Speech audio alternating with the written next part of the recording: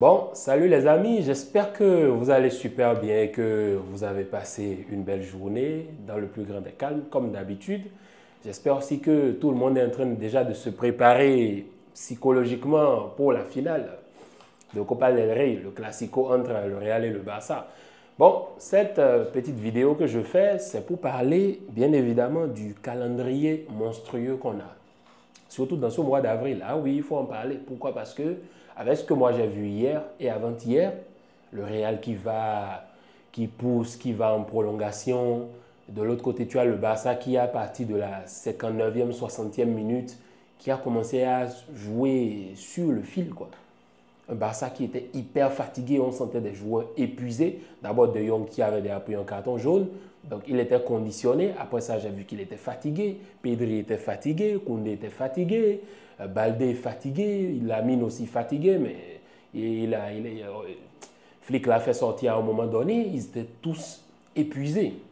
Et oui, et il faudrait qu'on en parle parce que ce calendrier, il est infernal. Je vais d'abord commencer par le calendrier du Barça, parce que je suis en train de voir ici, je vais vous le mettre à l'écran, les prochains matchs du Barça. Donc vous imaginez que hier le Barça a joué. Hier c'était le 2. Donc le 5, on a un match. Donc ça veut dire que moins de 72 heures après, on a un autre match à jouer contre le Betis Séville. Après, en même temps, on enchaîne avec la Ligue des Champions contre Dortmund. Après ça, on enchaîne Leganés, on enchaîne Dortmund. Après, ce sera Celta, après Mallorca et la finale de la Copa del Rey. Vous imaginez qu'en 21 jours, on va jouer 7 matchs. On va jouer 7 matchs.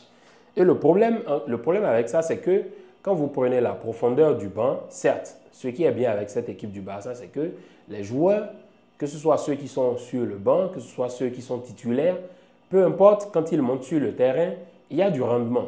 Il y a du rendement, mais il ne faut pas oublier le rythme infernal. Parce que, surtout le match qu'on a rattrapé contre Osasuna, après ça, ça a bouleversé un peu le calendrier parce que pratiquement 2 jours, chaque 2 jours, on a joué 3 matchs en 6 jours. Ce qui est vraiment difficile parce que c'est des athlètes, hein, c'est le haut niveau, certes. Oui, on sait qu'il y a des conditions, il y a des trucs qui conditionnent tout ça, mais un terrain de foot, c'est pas facile de le courir. Hein. C'est pas du tout facile. Donc, on a maintenant 7 matchs dans ce laps de temps. Maintenant, parlant de la profondeur du banc, ça va être un peu compliqué. Pourquoi? Parce que tu as quelqu'un comme Olmo qui s'est blessé.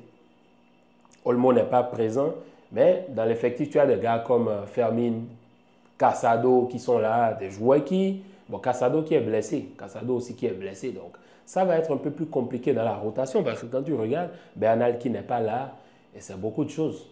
Donc, là, techniquement, des joueurs comme Ferran Torres vont avoir plus d'opportunités d'être titulaires.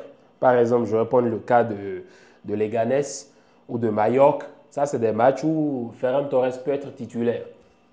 Parce que Lewandowski, il va falloir le faire reposer aussi. Hein. Il ne va pas jouer tous les matchs. Il faut qu'il soit au top niveau pour pouvoir compétir. Désolé les gars. Je vous ai dit qu'il y a un rhume bizarre qui me dérange depuis le début de la semaine. C'est ça qui fait que je ne me sens pas bien. Mais bon, c'est pas grave, hein? C'est le métier, on aime le foot. Et peu importe la chose, ça ne va pas m'empêcher de continuer la vidéo.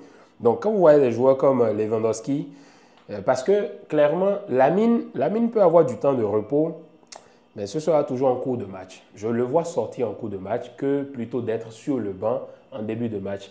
Et Rafinha qui est revenu, qui a fait 2 matchs, qui n'a pas joué, je pense qu'il y avait une gêne.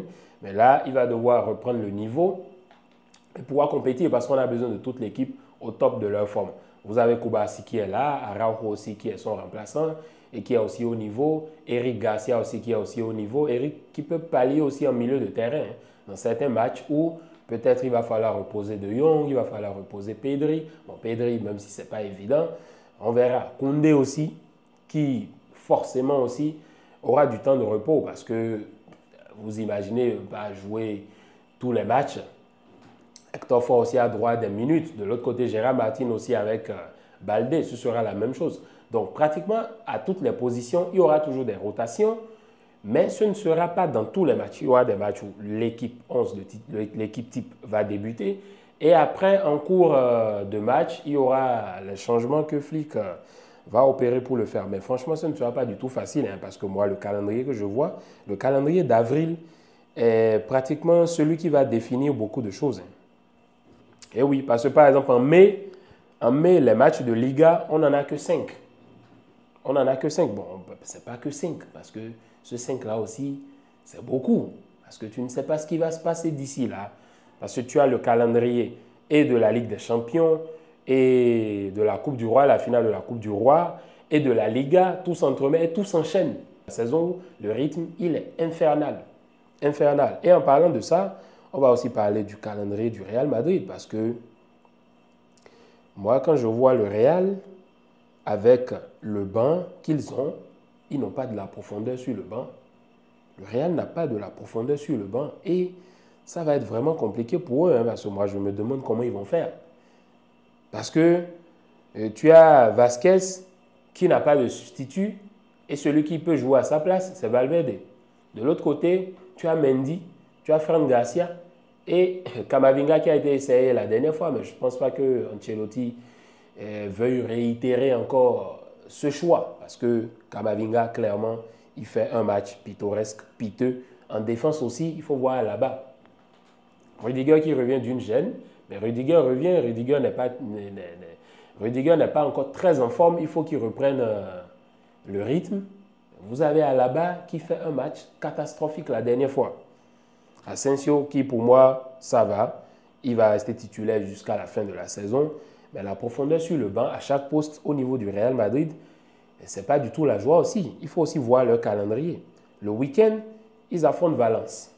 Ensuite, ils enchaînent avec Arsenal. Arsenal, Alaves. Alaves, Arsenal, retour. Et ensuite, il y aura Athletic Club, qui n'est pas un club facile.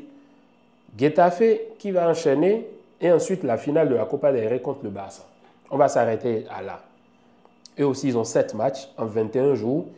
Et je me demande comment ils vont pouvoir gérer. Non, c'est plutôt... Oui, 7 matchs en 21 jours. Je me demande comment ils vont pouvoir gérer parce que quand vous voyez la profondeur du banc, ce n'est pas convaincant. Et oui, ce n'est pas convaincant parce que regardez d'abord le trio d'attaque. Ils seront forcément à coup sûr titulaires à tous les matchs.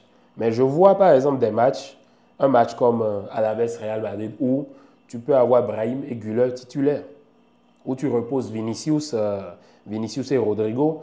Mbappé, clairement, je pense qu'il sera titulaire parce que, d'abord, il doit aller chercher le Pichichi. Et deux, il lui faut mettre des buts pour gagner un peu plus en confiance. Parce que Mbappé qui est en confiance, il peut faire mal en Ligue des Champions, il peut faire mal en Liga. Et il peut être aussi un problème derrière pour Lewandowski, surtout dans la course au Pichichi. Donc forcément, côté Madrid, il y aura des rotations, mais je vois plus des rotations au niveau de l'attaque. Au milieu de terrain, bon, il y aura Tchouaméni, hein, sans l'ombre d'un doute. Et je vois Modric jouer beaucoup de matchs. Pourquoi? Parce que le problème, c'est quoi? Tu es arrivé à un niveau où tu n'as pas Ceballos. Or, Ceballos, il était là, sur une courbe ascendante. Il faisait une belle saison. Mais le problème, c'est qu'il a été bloqué par la blessure. Donc, il ne peut pas jouer. Donc, maintenant, sur le terrain, tu changes qui, tu mets qui, comment tu essayes d'associer, tu n'as plus de milieu créateur, tu n'as plus quelqu'un qui puisse te faire des transversales comme cela se devait. Bon, avec Kroos qui n'est plus là, on sait que Kroos, c'est un autre niveau. Ça n'a rien à voir. Mais Ceballos, quand même, il apportait cette bouffée d'air là au milieu de terrain.